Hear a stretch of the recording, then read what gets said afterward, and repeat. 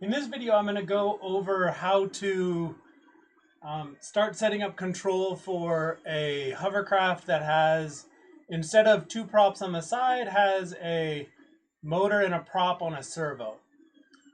Fundamentally, it's the same thing, but it's a slightly different way of thinking about how we're controlling the craft. If you haven't seen the previous video, if you jumped just right here because you were using the hovercraft with a servo, you go back and watch the first video because we kind of build off of that to do this version of it. So the first thing is, when using a servo, is you have to know that it's calibrated. So you have to, not only knowing the range of values with the pulse width modulation to set it to get it to go a full 180 degrees, but also knowing where to put the servo arm. So just because the servo rotates the full range doesn't mean that the servo arm is inserted right in the middle, which is where you want it. And to do this, I added a little bit of code right here. I'll uncomment it. What this code does is first of all, it just turns on the LED for 1 second, because I want to know that if your servo's too far to one side and it's outside the range the servo can control, it'll just not move. So it'll just move it all the way to that extreme and just hold it there. So I'm trying to step the servo through its full range of motion. I want to know when I start that motion. So if the LED turns on for a second and then I don't see any movement for 3 or 4 seconds, that means I'm outside the range of my servo. So the first thing I do is I just turn on the LED that's on the microcontroller here, which is what I do here. And then I turn it on for 1 second, then I turn it off. And then this is the range that I found for the servo that I had. So this range gave me a good 180 degrees of rotation, and I just tweaked these values. I kind of just kept going through. The lowest value that I wrote was 750. That corresponded all the way in one direction, and then 4050 was all the way in the other direction. So I just step through that. I just go 750 to 4050 in 100-step increments and set the servo there, and then I wait a second. And then after I'm done going through the full range, what I want to see when I do this is I want to see the servo go from perpendicular to the craft in one direction, step, step, step, step, step, perpendicular to the craft in the other direction. And then I set it in the middle of that range for 10 seconds. And that's just, when I go back to the middle of the range, I want to see that servo kind of dead set in the middle, like just directly pointed forward, radially away from the center of my hovercraft. So I'll show you, I don't currently have this code on here, so I'll show you how that goes.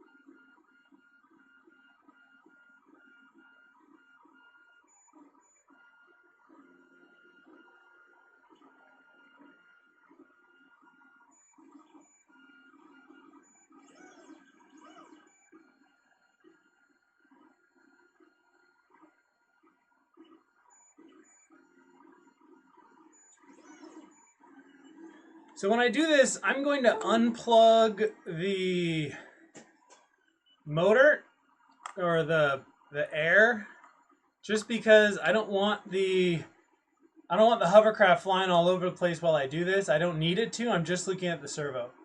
So I'll turn this towards the camera. What I want to see is it goes all the way one way, step, step, step, and then gets to the other side and then centers itself in the middle. So it did go all the way to one side. I'll tilt it towards the camera a little bit. Now let me restart it.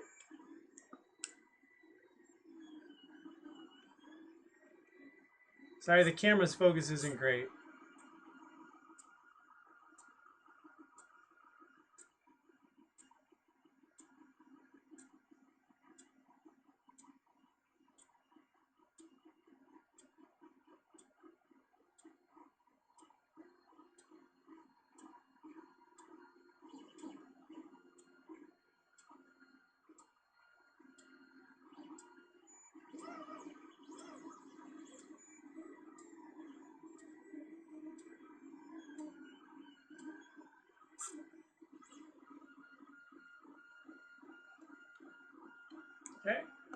Now it's dead set in the middle.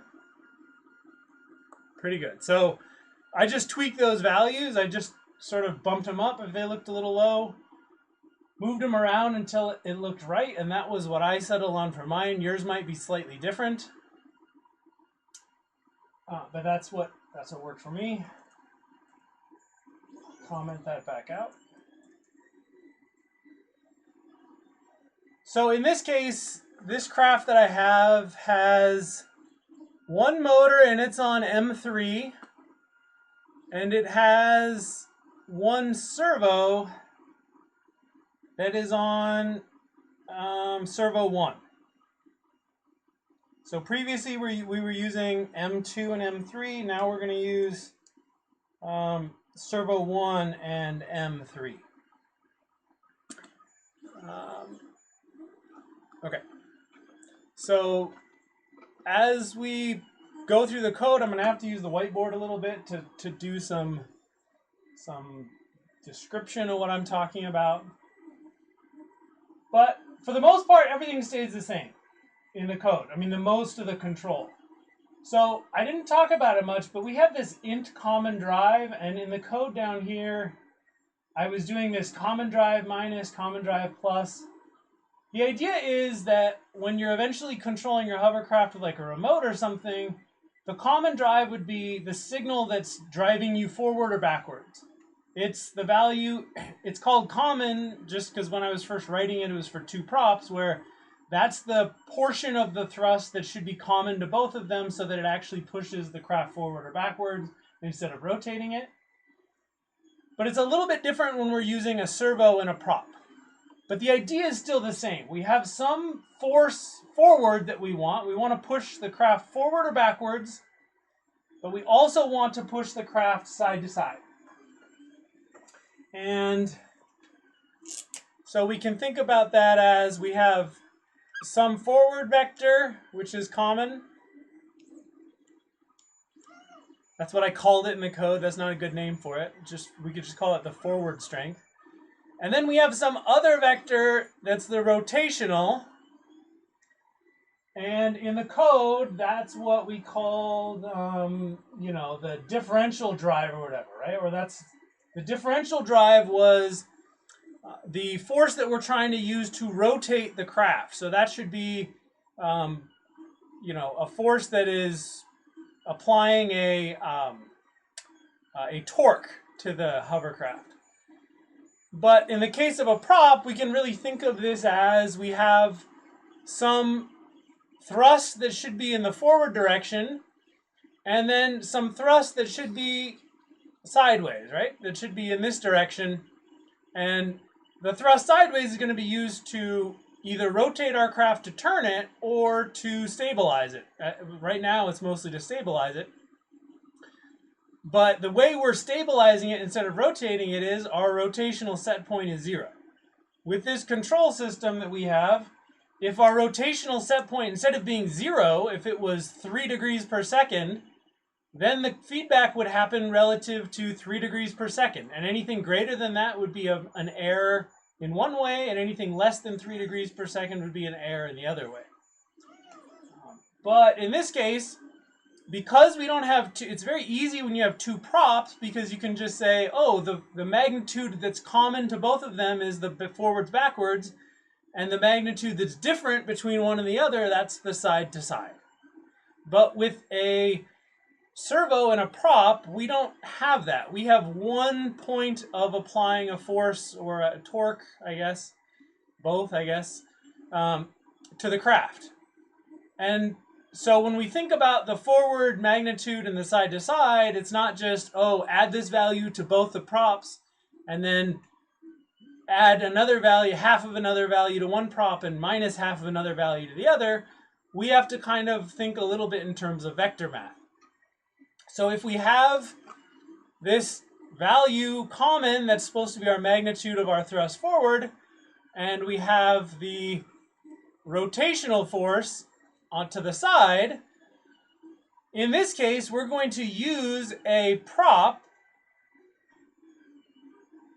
with both an angle and a magnitude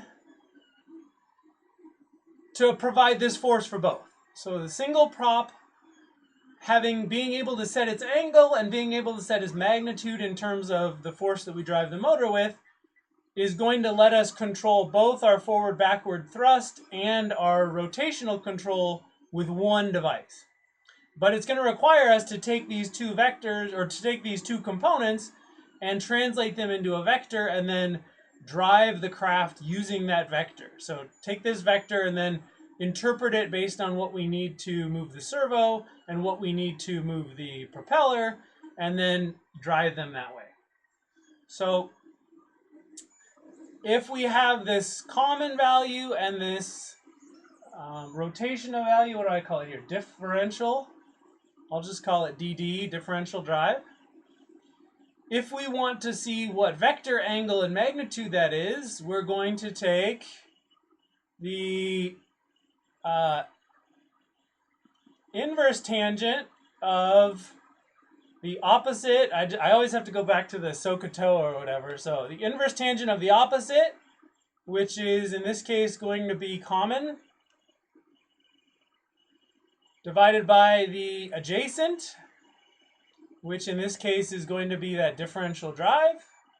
And that's going to be our angle. And our magnitude of this vector is going to be, well, common squared plus differential drive squared. And then take the square root of that. It's just the magnitude of the hypotenuse of a right triangle. So both of these are things we're going to have to implement in code. But before we do that, we're going to have to calculate this. We're going to have to, have some variable to store this angle and this magnitude. So I'm going to go in my code and I'm going to go back up and I'm going to create two more variables. They don't have to be global variables, but I'm making them global variables just because Arduino's weird with the whole setup and loop thing, but sometimes I don't trust it. It's normally bad to use global variables, but we have small enough code here that it's not such a big deal.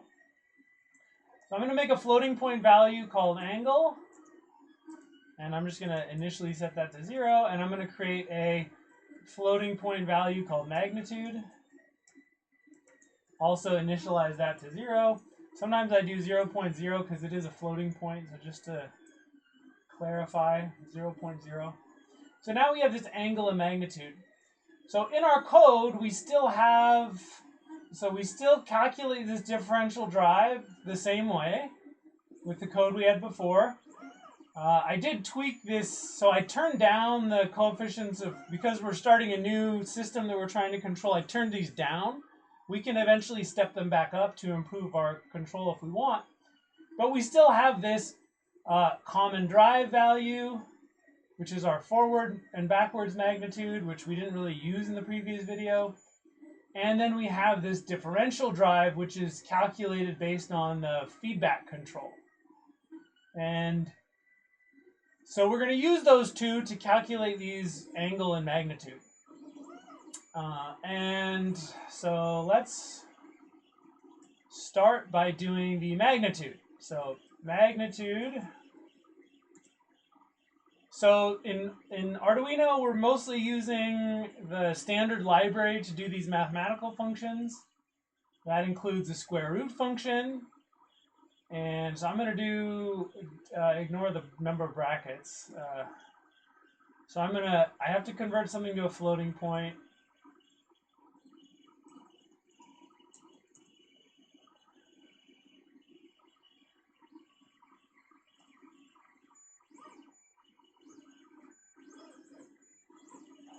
So the differential drive I had saved as an integer, so for doing this math, I'm converting it to a floating point. Instead of doing differential drive squared, I'm just going to do differential drive times differential drive. It's, basically the same thing. And then, so we need differential drive squared plus the common drive squared. So we'll do plus,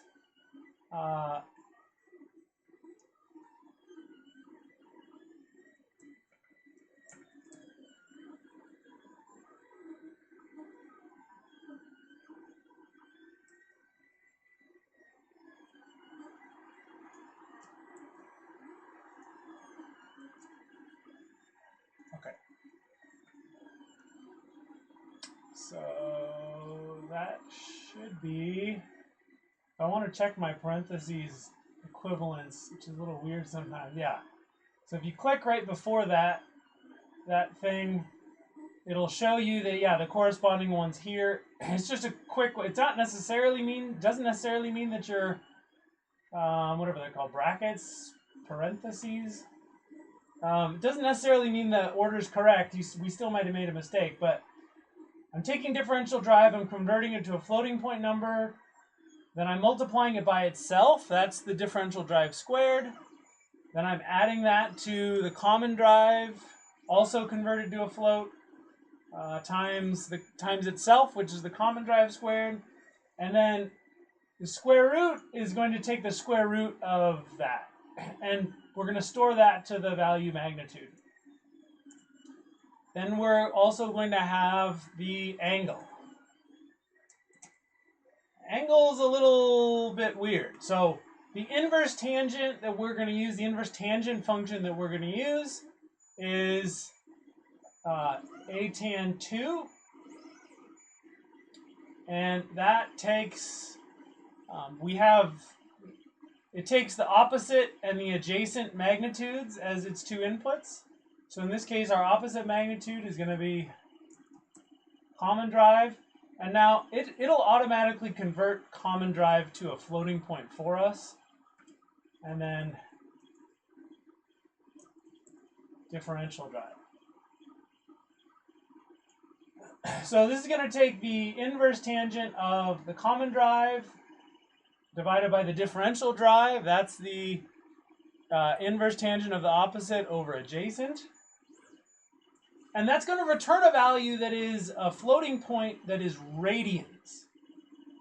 And that's fine if you're comfortable working in radians. I prefer, especially for this, just degrees, because radians don't intuitively, I don't really have a good feel for what 0.7 radians is, but with degrees I have a little better intuitive understanding. So I'm just going to convert this to degrees by multiplying by 180.0 divided by whatever pi is, 3.14159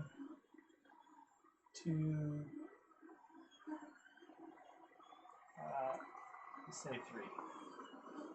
That's probably good enough. I think there is a value for pi, or I think there's like a, you can use like a, I don't know if it's a function or a defined term or something, but there is a way to get much closer to an exact pi. I'm just going to use, as far as I remember it. So now this is going to give me the inverse tangent function returns a value that's between pi and negative pi radians. So now this function is going to give us a value between 180 and negative 180 degrees. The problem is with this type of drive is, especially if we have the prop pointed back like this, we don't have the full range of motion here. So we can't, in this case, we can't move the prop a full 360. They do sell servos that go the full 360, but I'm not buying them. If you wanted to buy a little one that goes 360, I'm not sure they make them as tiny as this, but they do sell them. So in our case, we only have 180 degrees range of motion, but we can go positive, negative on the vector. So what we can do is, if the angle is negative, instead of doing a negative angle with a positive magnitude always, if the angle is negative, let's simply invert the magnitude vector. Let's just invert the magnitude. So I guess in this case, right, if our vector, let's do an xy axis. If our vector had a negative angle that we're trying to produce, instead of producing this negative angle, let's simply say the magnitude is the opposite. So we'll say, let's say this was 200. Now we're going to say the magnitude of this is negative 200, which is going to flip it, which is going to, a negative 200. So a vector in this direction with a magnitude negative 200 is the same as a vector in this direction with a magnitude 200. So we're going to invert the magnitude, and then we have to add 180 degrees to it. So if we can go positive negative on the vector magnitude, but we can only go 0 to 180 on the degrees, the easy thing to do is, if the angle is negative, invert the magnitude and then add 180 degrees to the angle. So I'll just say if angle is less than 0, then magnitude equals negative magnitude, and angle equals angle plus 180. Okay. And now we don't want to set motor 2 and 3 like we did before. What we want to do is, I'm using motor 3, so we want to set motor 3 and drive that simply with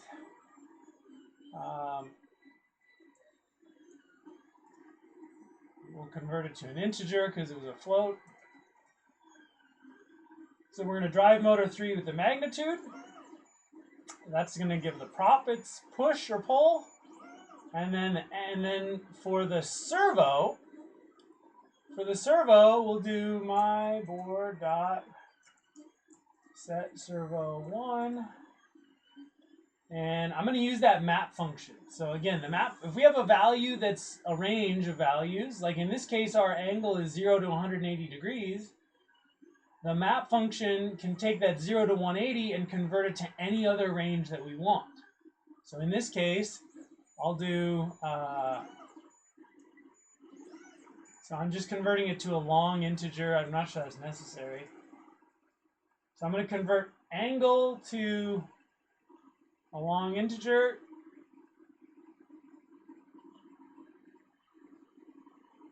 So I'm going to give it, so I'm giving it a value between 0 and 180.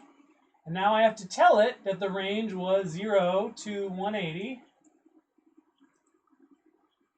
And now, instead of it being 0 to 180, I want to map that to whatever range I need to drive the servo, which I found back up here was 750 to 4050.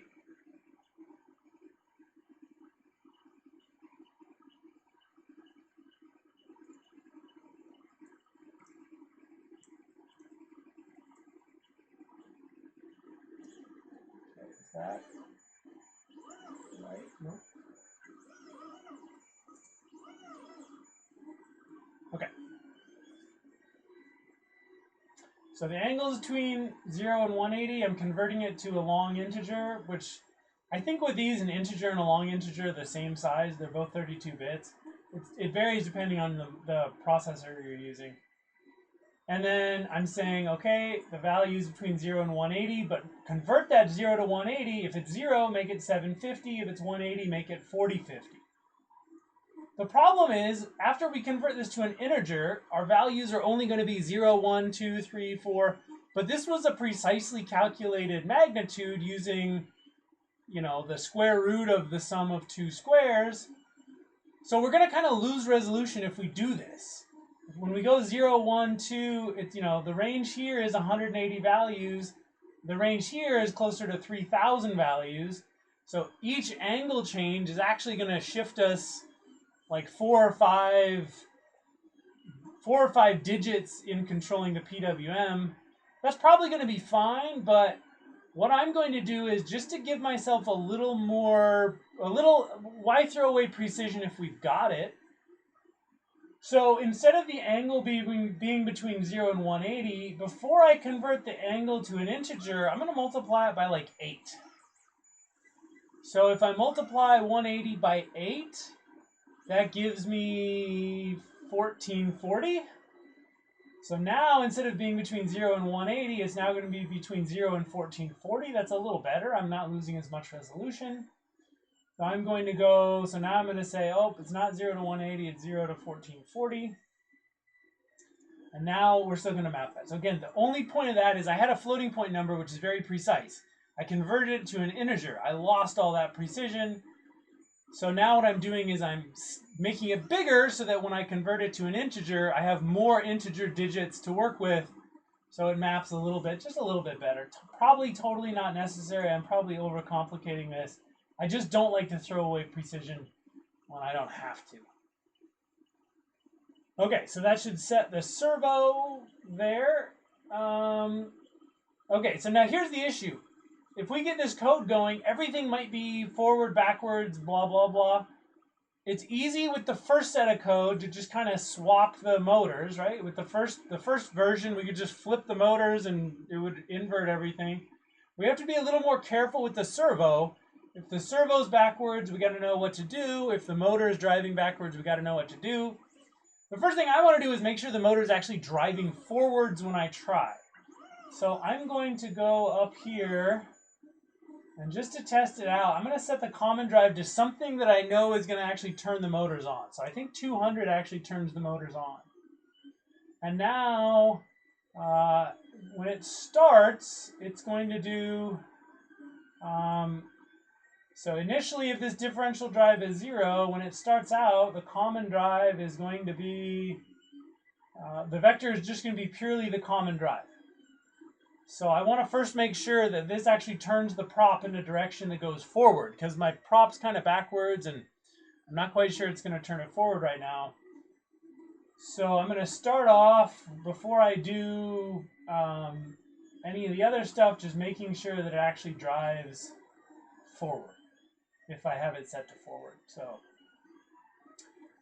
So maybe what I'll do is I'll just set these to 0 for now. So if I set them to 0, we'll have no feedback there. The motor should go dead middle, and it should, with the common drive of 200, the vector should just be magnitude 200 with an angle of 90 degrees. So let's try that and see what happens. We can leave all this. Hopefully this all compiles.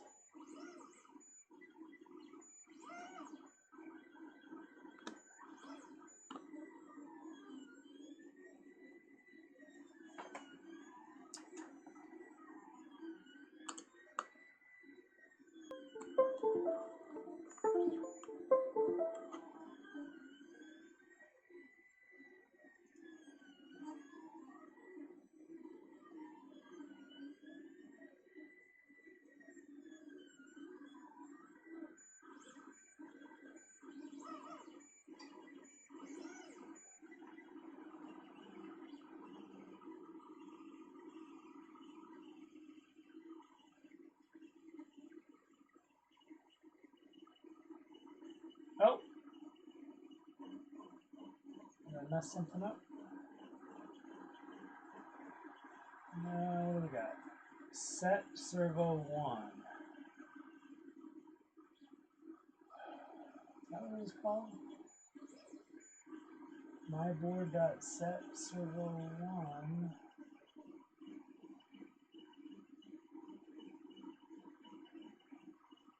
Oh, I totally, yeah. I was meaning to use the map function. Sorry. Did not use the map function here.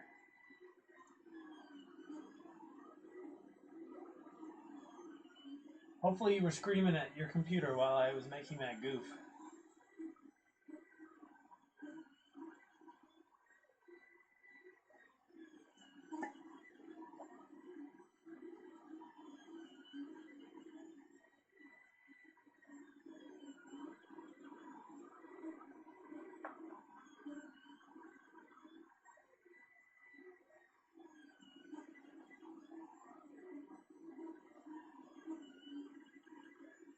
Okay. It should be updated here. Okay. I'll leave the door open, just see what happens here. Yeah. So the door's open, so it's not getting much lift, but it is pushing it forward. So you see it's dead forward. You see it's driving straight forward, pushing forward. That's what we want to see. What if we hadn't seen that? What if it was going the other way? Well, then I could flip the motor wiring. I could have flipped the motor wiring, but then I'd have to be, check with the servo. So if I flip the motor to make it push, now the next step is we got to make sure the servo is not moving us in the opposite direction. If the servo is moving us in the opposite direction, then we're going to have to fix it a little bit. So, and I'll show you it. I don't think it's, because I tried this before the video, I don't think it's backwards on this, but we'll see. So now let's set these back to something. I don't remember what they were, maybe 30 and 20. We'll put the common drive back to 0, differential drive at 0. Actually, yeah, we'll try the common drive at 0 and see what happens. One issue with it being at 0 is we're kind of right on the cusp of the 0-180. So sometimes if there's no forward motion, the motor kind of flops back and forth. And the servo does move pretty fast, but we'll see what happens here.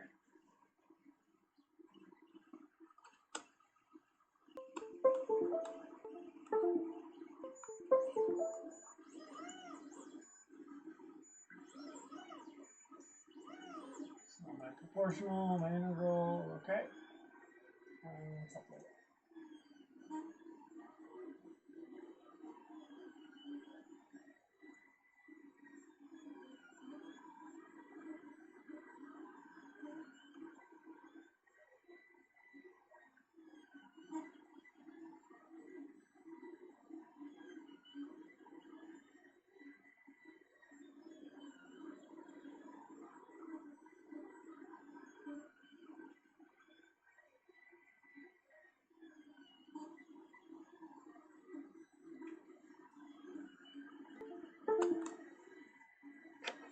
Door back on.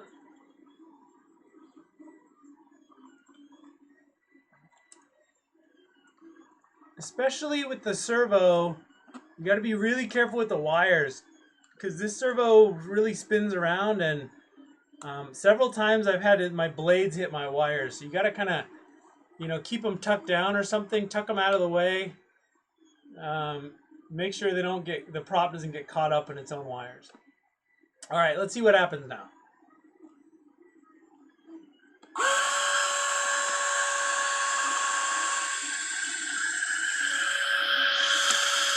Okay. So that does stabilize the thing. It's not the greatest. I mean, it's pretty slow correction here. But it's not spinning. It is correcting its rotation.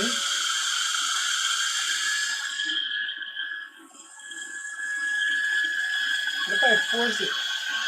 Yeah, see, if I force it to go the other way, it tries to flop it back the other. It flops at 180. So, and that's because when we don't have a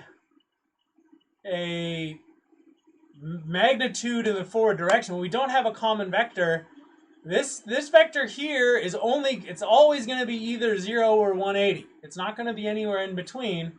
So if it ever goes negative, if the control ever goes negative, it's going to have to flop at 180 degrees to make that happen. So it'll flop back and forth like that. It seems to work okay. It does. The servo does move pretty quick. It did seem to stabilize it okay. And the good thing is, for the most part, if you have like one prop, your thing is always going to tend to spin in one direction. So to correct that motion, it's going to mostly be staying in one direction. The only thing is, if it ever has to, really, if you get really aggressive, if you get too aggressive with the control on this type of hovercraft, then it'll start to really flop back and forth. Like, well, let's just see. I haven't actually tried it. Let's just try 290 or something like that. Let's see what happens here.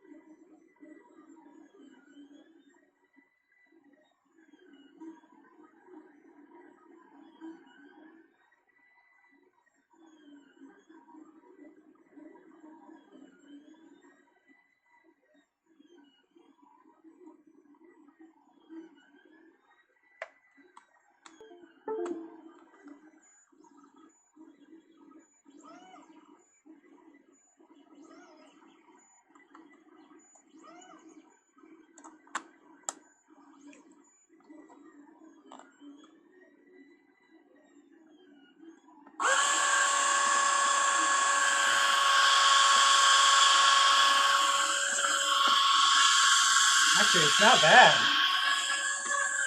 It's again though, it's kind of the effect of it being this aggressive is it does tend to push it around quite a bit as it flops it sideways like that. As it sweeps, it kind of is pushing it as it does that. So.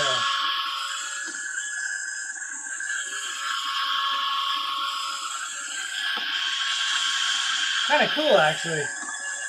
Seems to work okay.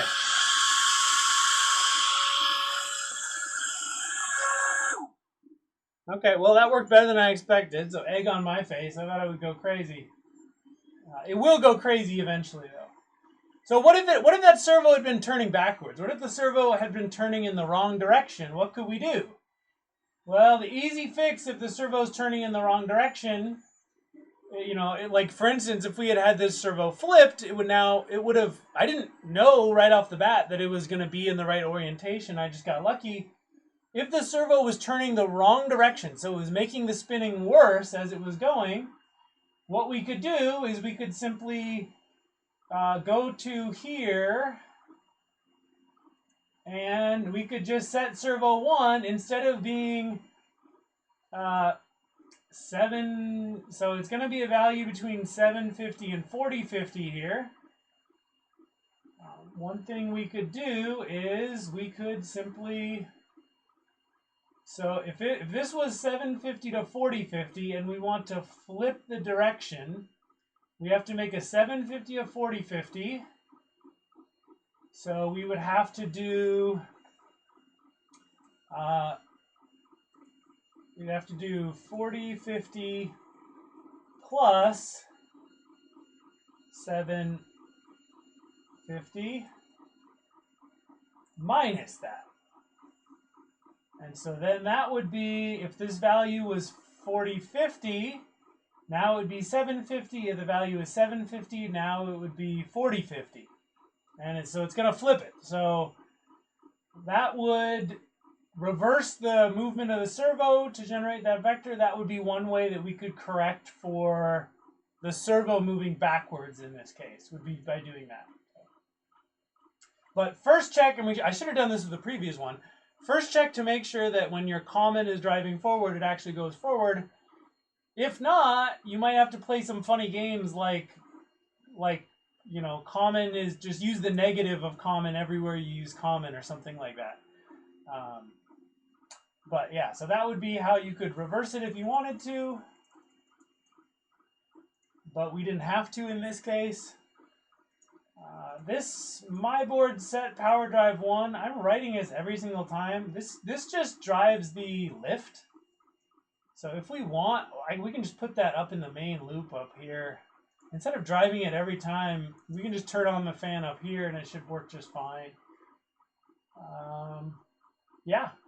So that is control with a servo and a prop. And we got a little bit of, I don't know what that is, trigonometry or whatever, or geometry, whatever. You probably learned it in high school or something. And how to implement it in the software. So thank you for watching.